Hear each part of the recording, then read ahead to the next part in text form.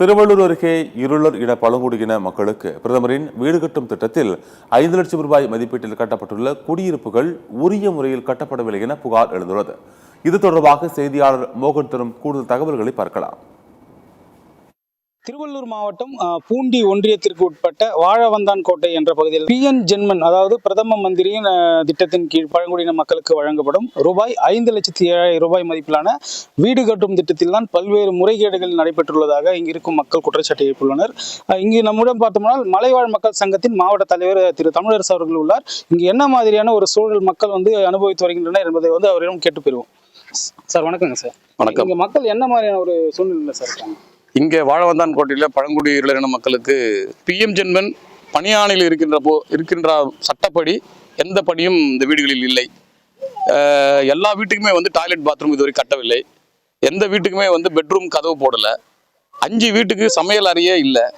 ஒரு வீடு இணைச்சி கட்டிட்டாங்க. அனைத்து வீடுமே இந்த மழைக்கே ஒழுக ஆரம்பிச்சிருச்சு.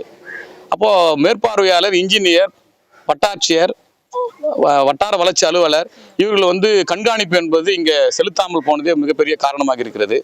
மக்கள் ரொம்ப வருத்தப்படுறாங்க. மழை காலங்களில் இப்போ ஏற்கனவே குடிசையில் இருந்தாதோட நாங்கள் ஒரு தட்டு கூட மழை ஒழுகுற போது வச்சு இது பண்ணிக்குவோம். இது எப்போ கீழே ஒழுகுன்னு தெரியல அப்படின்ற ஒரு அச்சத்தில் அவங்க இருக்கிறாங்க. கட்டி இன்னும் கொடுத்தனுமே போகல. இன்னும் 1 லட்சம் ரூபாய் அரசாங்கம் இன்னும் வழங்க வேண்டியது இருக்குது. இன்னதான் 1 லட்ச ரூபா வழங்கினா கூட இனி லேப்டாப் போட முடியாது, இனி சமையல் அறை அவங்க உள்ள கட்ட முடியாது. ஏன்னா மேற்பார்வை செய்ய தவறிய அதிகாரி மீது நடவடிக்கை எடுக்கணும்.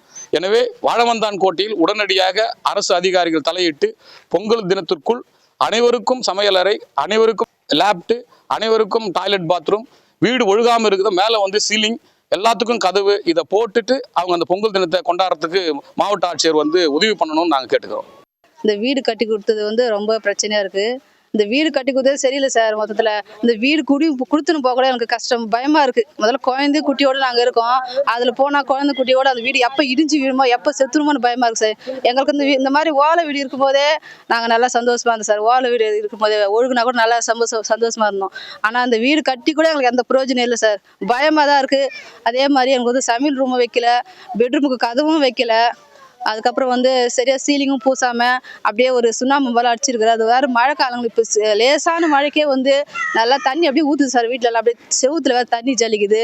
அதனால செவுறு ஊறி எங்கள் தலைமையில விழுந்தாங்க. எங்கள் பசங்களாம் நாங்கள் செத்துருமோன்ட்டு ஒரு பயமா இருக்கு சார்.